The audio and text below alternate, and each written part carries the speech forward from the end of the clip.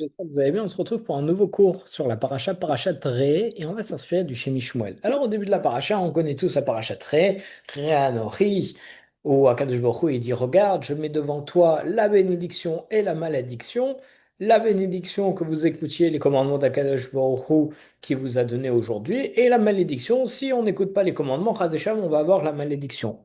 Et le Midrash, il rapporte dans le Midrash Rabbah sur Devarim 4.1, il rapporte sur le verset en disant que Chazal, ils nous disent, nos sages, ils nous disent que Hachem, il a dit, je ne leur ai pas donné les bénédictions et les malheurs et les malédictions pour leur faire du mal, mais pour leur faire savoir c'est quoi le bon chemin et pour qu'on puisse recevoir une récompense. Et en réalité, on a l'impression que ce Midrash, il est assez anodin, mais il est très spécial et surprenant. Parce que si on, on réfléchit, Akadosh Baruch Hu, dans ce Midrash, il est en train, entre guillemets, de se défendre de nous de nous vouloir du mal. Il est en train de dire, je vais vous faire des malédictions, mais en réalité, sachez que je vous le fais pour vous donner des bonnes choses et tout. Nous, si ça vient d'Akadosh Baruch Hu, on sait que c'est une bonne chose. Pourquoi est-ce qu'il a besoin de défendre, entre guillemets, ce qu'il est en train de nous faire? Il se défend lui-même. Est-ce qu'on peut vraiment penser que Kadesh Baruch Hu fait du mal? Non, tout est du bien. Alors, on peut concevoir qu'ils veulent nous punir lorsqu'on a un comportement qui n'est pas adéquat au commandement, quand on fait des choses qui vont pas, mais qui veulent juste nous faire du mal pour nous faire du mal. Chas Shalom, non, on ne penserait jamais. Qu'ils veulent nous punir et nous éduquer, oui, juste nous faire du mal, non. Et d'ailleurs, il y a aussi une deuxième question. C'est dans ce cas-là, tu parles par rapport au mal, voilà, je vais vous faire du mal, mais en réalité, c'est pour nous redresser, pour nous punir, etc. Très bien. Alors pourquoi parler des bénédictions? On pourrait juste, le Midrash, il aurait dû juste nous dire, Akadosh Baruch Hu nous a pas donné les bénédictions pour leur faire du mal. C'est tout, voilà. Les bénédictions que vous allez avoir, c'est pas pour vous faire du mal, c'est pour des bonnes choses. Mais pas, et je vous donne les bénédictions, etc., etc. Pourquoi est-ce qu'on inclut aussi les bénédictions? Et comme c'est les bénédictions, elles aussi, elles pouvaient faire du mal au même titre que les malédictions. Donc on n'arrive pas à comprendre ça. Alors, en réalité, dans la suite du Midrash, il y a marqué que Rabbi Chagai, il nous dit, qu'Akadosh Baruch Hu, il nous dit, je ne vous ai pas simplement donné deux chemins à choisir entre le bon et le mauvais, mais je me suis comporté envers vous, excusez-moi, au-dessus de la Lifnim Mishurat Adin, au-dessus de la stricte justice, en disant tu choisiras la vie. Et donc, on a l'impression de ce midrash qu'en disant tu choisiras la vie, Akadosh Baruch Hu, il va être les mal amis, au-dessus de la stricte justice. Comme si Akadosh Baruch Hu, il nous dit j'ai été clément envers vous, je vous ai dit de choisir la vie. Et voilà, c'est ma clémence. Mais en quoi c'est être clément en disant voilà la vie et la mort, choisissez la vie? C'est pas de la clémence, c'est Stam, c'est du rationnel, c'est du bon sens. Et d'ailleurs, même si on réfléchit 2 secondes, à quoi ça sert que Kadosh Baruch Hu, il nous dise ça, voici la vie et choisis la vie? Non, toute personne qui a un tout petit peu saine d'esprit, elle sait qu'il faut choisir la vie et elle va pas aller vers la mort, Chas Shalom. Alors, en réalité, pour répondre à tout ça, le Shimi Shmuel, il se pose sur un commentaire du Harizal sur un verset de Bereshit. Lorsque Kadesh Baruch Hu, il a mis en garde Adam Arishon de ne pas consommer le fruit de Etz Adam, de la connaissance, Etz Hadat, de la connaissance du bien et du mal, il lui a dit, parce que du jour où tu vas en manger, tu vas mourir. Et d'ailleurs, Stam, il y a des questions extraordinaires sur ce verset. Du jour où tu vas manger, tu vas mourir. Mais on voit qu'il n'est pas mort immédiatement, Adam Arishon. Et non, le jour où il en a mangé, il aurait dû mourir. Alors oui, on dit, bah maintenant, il est devenu mortel, etc. Oui, mais la phrase d'Akadosh Baruch Hu, il est simple. Alors on dit que un jour chez Akadosh Baruch Hu, ça vaut 1000 jours. Ou bien ça vaut 1000 ans. 1000 ans plutôt. Et c'est pour ça qu'Adam Arishon il est plutôt mort à 1000 ans. Mais dans ce cas-là, nous aussi, on prend ce principe. Alors on dirait, bah, alors le Shabbat qui a créé le septième jour, et tous les 7 jours, il faudrait faire Shabbat. Bon, en réalité, on devrait faire un Shabbat tous les 1000 ans ou les 1000 jours, etc. Donc, il y a plein de questions qui se posent comme ça, et Khazal, il se pose plein de questions. Il y a des réponses, bien entendu. Je m'y connais pas trop et c'est pas le sujet de notre cours, mais c'est extrêmement intéressant à approfondir. D'ailleurs, pour celui qui veut un peu l'approfondir, il y a Rav Yehuda Sharbit de l'association Yem Shel Torah qui a fait un shiur sur Ré, que j'ai justement écouté, c'est de là que je vous sors les questions. sur YouTube, extrêmement intéressant et que vraiment je recommande et il parle de toutes ces questions. Et justement, ces paroles-là du Harizal, elles sont problématiques parce que ça remet en cause le principe du libre arbitre parce que il dit plus que c'est sorti de la bouche de Akadosh Baruch Hu, c'est Dieu qui l'a dit directement, c'est inéluctable, alors il va en manger, et il va en manger et il va mourir. Parce qu'Akadosh Baruch Hu, il le dit, le jour où tu en mangeras, tu vas mourir. Donc en fait, ça vient de la bouche d'Akadosh Baruch Hu, donc c'est pas un commandement, c'est quelque chose qui va se produire. Le jour où tu en mangeras, tu vas mourir. Ça veut dire qu'il y a un jour où tu vas en manger. Il n'a pas dit, si un jour tu en manges, tu vas mourir. Non, le jour où tu en mangeras. C'est-à-dire que c'était prévu qu'il en mange. Donc si c'était prévu qu'Akadosh il en mange, alors c'est-à-dire qu'il n'a pas le libre arbitre, parce que c'était déjà prévu dans le ciel. Et donc, comme nous dit le Harizal, on dirait que c'est pas un avertissement, mais c'est une information qu'il nous donne à Kadosh Baruch Hu. À Kadosh Baruch Hu, il informe Adam Arishon qu'un jour ou l'autre, c'est sûr qu'il va fauter. Et donc, Adam, il n'avait pas le choix. Il va fauter un jour. C'est sûr, c'est écrit. Et donc, mais d'un autre côté, comment est-ce qu'on joue avec le libre arbitre? Il y a le libre arbitre. Comment est-ce qu'on peut dire que c'est forcément il va, il va fauter? Et en plus de ça, comment est-ce que tu peux après justifier sa punition? Tu sais qu'il va fauter, t'as fait un décret comme quoi il va fauter. Ah, pourquoi tu vas le punir? Ça vient pas de lui. C'est pas, il n'a même pas de libre arbitre.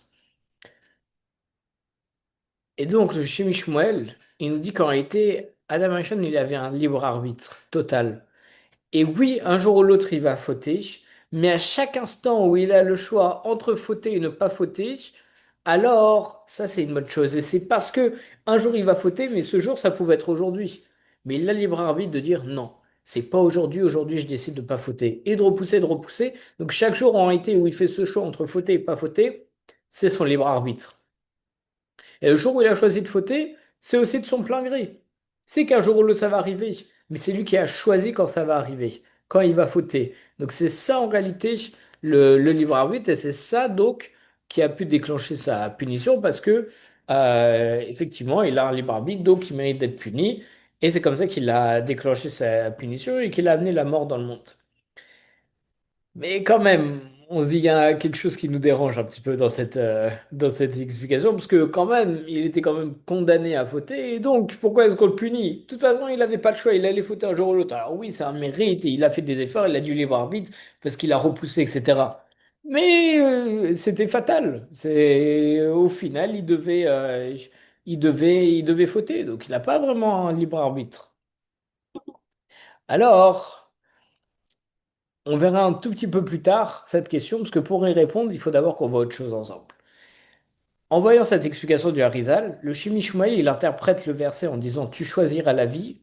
C'est une affirmation inéluctable, comme pour Adam Arishon. Akadosh Baruch Hu, il nous dit tu choisiras la vie. C'est un décret. Il nous dit tu vas le choisir. C'est pas il faut que tu choisisses. Tu vas choisir. Et en réalité, Akadosh Baruch Hu, en disant ça, il informe les béné Israël qu'il choisira la vie, ça veut dire, c'est quoi la vie? C'est Torah Traim. La Torah de la vie, c'est la Torah et les mitzvot. Et si c'est pas cette génération qui va choisir totalement la vie en prenant toute la Torah et les mitzvot, alors ça sera la suivante. Et sinon celle d'après ou encore après. Et comme c'est sorti de la bouche d'Akadosh Baruch Hu, entre guillemets, alors c'est sûr que ça va s'accomplir et qu'à un moment, toute la génération va choisir la vie et va prendre Torah ou mitzvot. C'est comme ça qu'on va pouvoir avoir Mashiach. Et de la même manière qu'Akadosh Baruch Hu, pardon, que Adam Arishon, il a été puni parce qu'il a consommé le Etz Hadaat, bien que ce soit, ça a été décrété, mais qu'il a pu s'en abstenir, etc., etc. Alors de la même manière, bien que ce soit décrété qu'il y a une génération qui va choisir la vie, alors quand même, lorsqu'on la choisira et qu'on prendra sur nous Torah ou Mitzvot, on aura une bracha, on aura une récompense, tout comme Adam Arishon, il a eu dans le même système une punition. Parce que même si ça pouvait être autrement, le moment où on va décider de choisir Torah ou Mitzvot, alors on aurait pu décider de ne pas le suivre. Et donc c'est comme ça que ça fait qu'on a le libre arbitre et donc on mérite une récompense par rapport à ça. Et maintenant on peut répondre grâce à ça à notre question.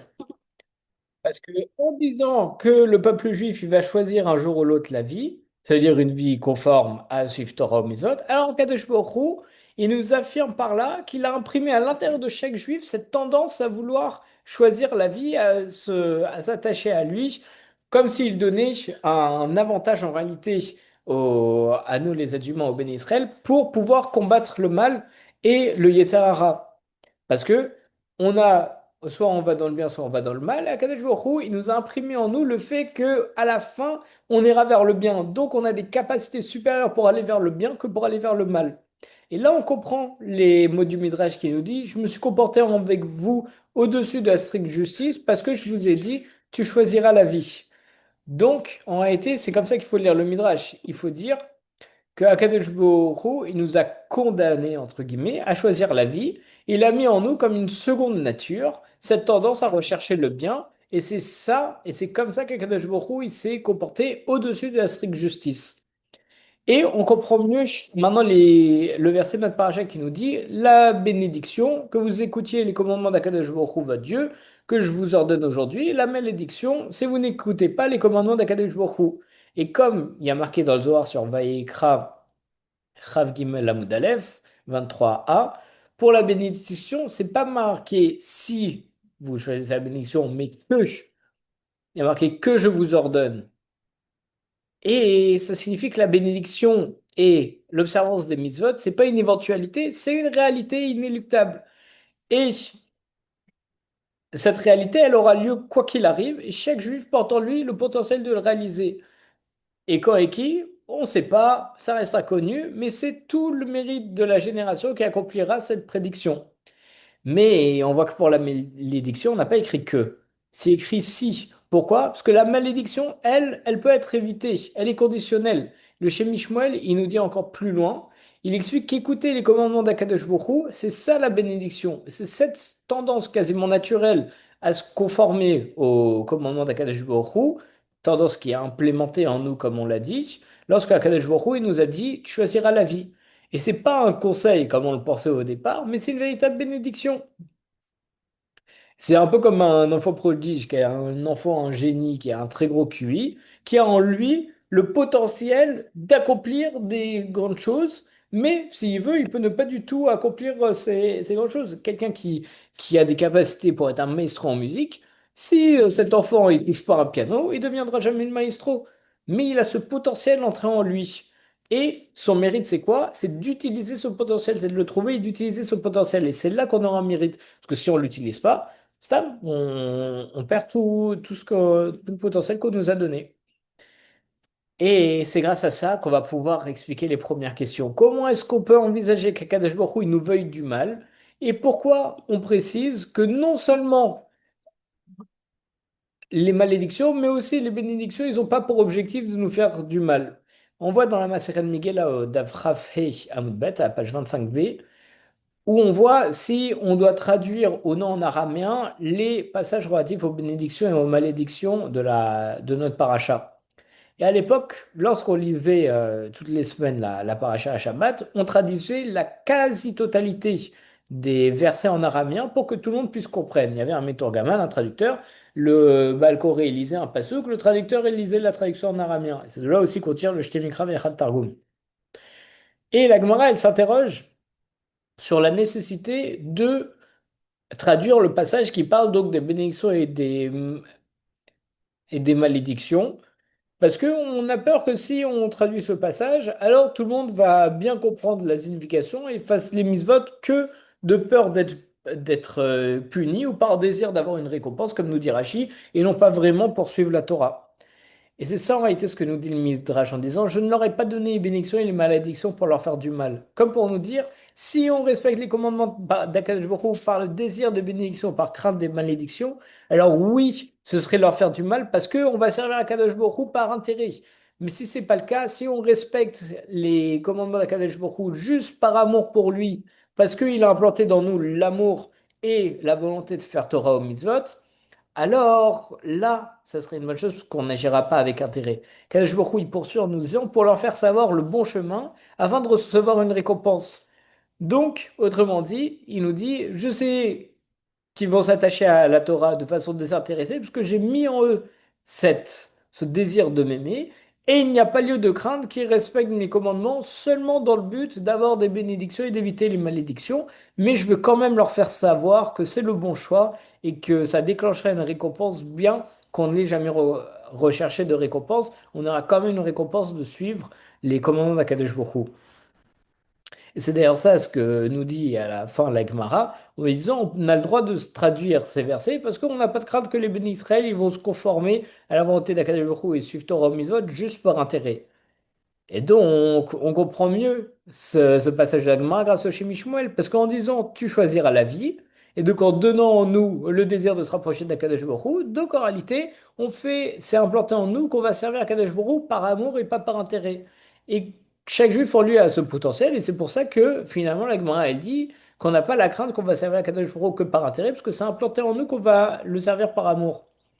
Et, mais est-ce qu'on va réussir à bien le servir sans intérêt et le faire correctement? Et ben ça, justement, ça dépend du libre arbitre. Mais quoi qu'il arrive, un jour ou l'autre, on va réaliser ce potentiel. Et à Kadesh Baruch Hu, c'est ça ce qu'il nous a promis lorsqu'il nous a dit, tu choisiras la vie, parce qu'il a implanté en nous ce potentiel-là. Excusez-moi. Et donc, à la fin du commentaire du Shemi Shmuel, on voit justement la question qu'on avait posée sur le commentaire du Harizal. Si Adam Arishon, il était condamné de base à devoir manger un jour ou l'autre le fruit des fondus, comment est-ce qu'il a libre arbitre? Alors oui, le Shemi Shmuel, il essaye de résoudre cette question en expliquant qu'en réalité, il n'y a rien qui l'obligeait à faire ce choix. Et en fait, il a en toute connaissance de cause fait et il n'était pas contraint. Et donc, il avait la possibilité de ne pas fauter. Mais comme on l'a dit, ça reste un petit peu frustrant parce qu'on sait que fatalement, à un moment, il va devoir fauter. Alors, le Rav Béar, il nous propose différentes pistes pour pouvoir répondre à cette question. Oui, que d'abord, on peut dire que c'est pas Adam Arishon en tant qu'individu qui a fauté, mais c'est l'humanité d'une façon générale qui était contrainte un jour ou l'autre de fauter. C'est aussi que Adam Arishon, ça a été dit dans le cours de Rav Charbit, il touchait, il avait les pieds sur terre et la tête sur le ciel. En réalité, on voit que c'est Gouf, c'est les Mala, les Mata, ou bien Eret, et Shamaïm. Et quand on retire les Gematriotes, on voit qu'il avait 80 niveaux, quelque chose comme ça. Et en réalité, il avait toutes les Neshamot dans lui. Là, on dit même que Moshe Rabbeinu, lui, se trouvait dans la trachée de Adam Arishon. Et en réalité, et c'est pour ça qu'il représentait toute l'humanité. Et si Adam Arishon il n'avait pas fauté, alors en réalité il n'était pas obligé de fauter. Le fait qu'il va manger de Etzadat, c'est sur l'humanité. Donc si c'est pas lui qui l'avait fait, en fait c'est quelqu'un plus tard qui l'aurait fait. Mais il aurait pu éviter. Ça aurait été un autre individu, à un moment ou un autre, qui aurait fauté Chazé Shalom. Mais ça peut ne pas être soi si on fait en sorte que ce soit pas soi et qu'on bosse sur nous-mêmes. Ça peut être quelqu'un qui serait arrivé des générations et des générations après Adam Arishon qui aurait Chazé flanché et fauté. Mais donc, il y a une fatalité que quelqu'un va le faire, mais il n'y a aucune fatalité sur la personne qui va le faire. Donc c'est pour ça qu'on a tous le libre arbitre. Un jour, il y a quelqu'un qui va le faire, malheureusement, mais c'est pas forcé que ce soit toi ou toi ou toi. Et ça, justement, ça s'inspire de Ilchot Tshuva au Perek He et Vav du Rambam, qui dit par rapport au libre arbitre que il est total, et on ne dit pas comme les non-juifs et les ignorants qu'un homme il peut être sadique au rachat dès la naissance. Dans la Torah, on dit il semblerait qu'il y ait des versets qui contredisent le principe du libre arbitre, mais beaucoup se trompent dans l'interprétation de ces versets. Par exemple, lorsque Moshe Rabbeinu, avant de mourir, il dit ce peuple va se lever et se tourner vers les idoles, on a l'impression que c'est un décret de Moshe Rabbeinu, que le peuple après il va se mettre vers l'idolâtrie et donc il n'y a plus de libre arbitre, on va être obligé. En réalité, non. Moshe, il n'a pas décrété que tel individu ou telle génération elle va être condamnée à s'éloigner des voies d'Akadosh Baruch Hu. Il a juste voulu rappeler la conduite du monde, comme pour dire, sachez qu'il y a toujours des tzadikim et des réchaïm, et il n'y a aucune justification à faire partie des réchaïm. On ne peut pas dire, ah bah c'était décrété, etc. Non, c'est une mauvaise voie, il ne faut pas le faire. Et cette approche de vouloir attribuer justement la faute originelle à l'humanité en général et pas à Kadosh et pas pardon, à Adam Rishon en particulier, ça résout notre question, mais ça soulève quand même d'autres questions. Parce que le Harizal, dans son commentaire, il nous dit aussi que c'est la raison pour laquelle Kadosh Baruch Hu, il nous dit qu'il n'est pas bon que l'homme y reste seul. Parce que comme il ne pourra pas survivre parce qu'il va fauter, pour que son espèce elle, puisse subsister, alors c'était nécessaire qu'il ait une femme. Donc Adam Arishon lui-même, il était condamné à fauter et à mourir de ce qu'on voit d'ici. Donc on ne peut pas parler de l'humanité. D'autre part, s'il n'avait pas fauté, il serait rentré dans Shabbat, hein, puisque c'était le lendemain de sa création, indemne, sans aucune faute. Il aurait accompli l'histoire humaine, il serait rentré dans l'éternité, et donc il n'y aurait pas eu tout ça. Et ça contredit un peu l'explication du Harizal pour la raison pour laquelle la femme elle a été créée. C'est pour ça qu'il faudrait qu'on cherche une autre réponse. Il y a une autre réponse où on pourrait dire que on considérait pour Adam Arishon que la faute a été inévitable et la mort inéluctable. Et donc on se pose une question différente. Qu'est-ce qu'il en aurait été si Adam Arishon il aurait attendu le dernier moment pour fauter juste avant l'entrée de Shabbat? Est-ce qu'on peut supposer qu'il aurait effectivement dû mourir pour immédiatement ressusciter et son acte, il n'aurait pas été considéré comme une faute, mais ça aurait été inévitable à ce moment précis. Mais il aurait fait juste à la limite, ce qui fait qu'il aurait été tout de suite ressuscité, il aurait tout annulé. Il doit faire la faute, mais il va le faire dans une donnée très précise pour qu'elle ait aucun, ça déclenche rien et ça a aucun impact. Et à ce moment-là, il n'aurait pas eu de choix. Son libre arbitre, il aurait été annulé, il aurait été obligé de fauter, puisque la mort, c'était nécessaire pour purifier le corps. D'ailleurs, on retrouve cette notion dans le Zohar Shelach, 169b, qui nous dit que, Mimos HaMashiach, à la fin des temps, l'ultime génération, celle qui va reconnaître la triatamétime, la résurrection des morts, elle devra malgré tout mourir un instant, parce que le corps, c'est un obstacle pour élever l'âme. Donc on va devoir mourir pour avoir le Mashiach. On va mourir un instant, c'est Stam pour lâcher le corps et pour devenir une âme. Et quant à l'annulation du libre arbitre, c'est attention, c'est une notion qu'on connaît, par exemple avec l'histoire de Pharaon, qui avait plus vraiment de libre arbitre, puisqu'Akadosh Baruch Hu, il a endurci son cœur. Et donc, on pourrait comprendre grâce à ça que Adam Harishon, en réalité, il a fauté, mais il avait quand même tout son libre arbitre. Alors tout ça, ce sont que des pistes de réflexion, mais au moins ça nous donne beaucoup de données et que Bezrat Hashem, par ça, on comprenne qu'il faut choisir la vie, que c'est ancré en nous qu'on va choisir la vie, qu'on va choisir Torah ou Mitzvot. Et en gros, entre guillemets, c'est une fatalité qu'on va faire le bien, finalement on va être le bien, parce que on est bon, on a une âme divine, et que Bezrat Hashem, on ait ce mérite de toujours bien augmenter. Shabbat Shalom à tous.